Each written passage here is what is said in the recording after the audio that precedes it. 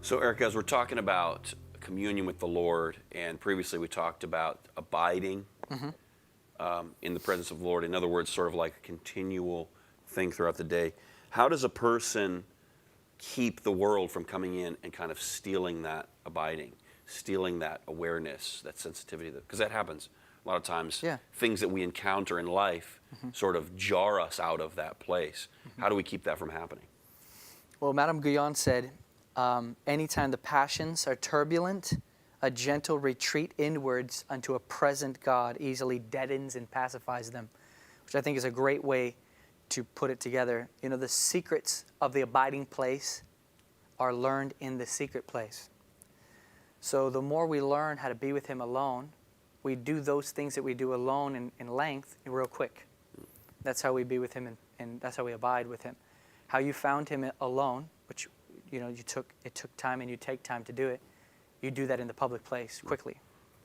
So even as she said, that gentle retreat inwards unto a present God easily deadens and pacifies. And so to me, that's how the lusts of the world, all the pressures of this life, relationship issues is probably one of the biggest ones.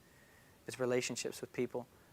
But that's where it all starts and ends. Practicing the presence of the Lord that you found alone in public. That's what abiding is. So I think that's the secret. So you're taking some of the things that you've learned to do in the secret place. Yeah.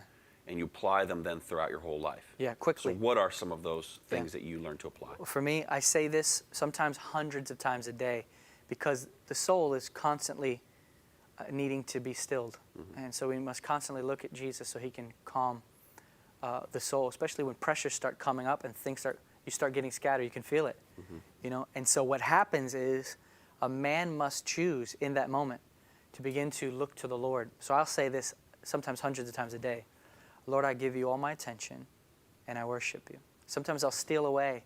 If I feel myself getting scattered in a meeting or something, I'll say, I got to use the restroom. I'll go to the restroom and I'll close my eyes and I'll say, I give you all my attention and I worship you.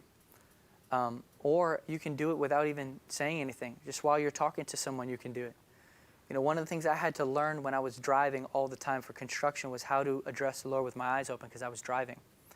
Because I used to always close my eyes. Lord, I give you all my attention. I worship you. But while I was driving, I had to look at the road. And I would have my eyes open at a stoplight or something. At the stoplight was actually where I could close my eyes. But as I was driving, I would say, Lord, I give you all my attention. And I worship you. Just letting the heart go up to Him. And I would sense everything would switch. Everything would change. The terrible day didn't matter anymore.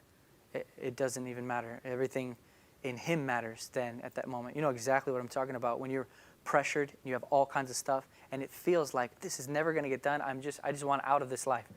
Then all of a sudden you turn to Him, that gentle retreat inwards, and all those things are deadened and pacified. Now they don't matter anymore. They'll still get done, but they don't matter anymore. They have no bearing on you. You are removed from them. They don't have power. Now you have power over them.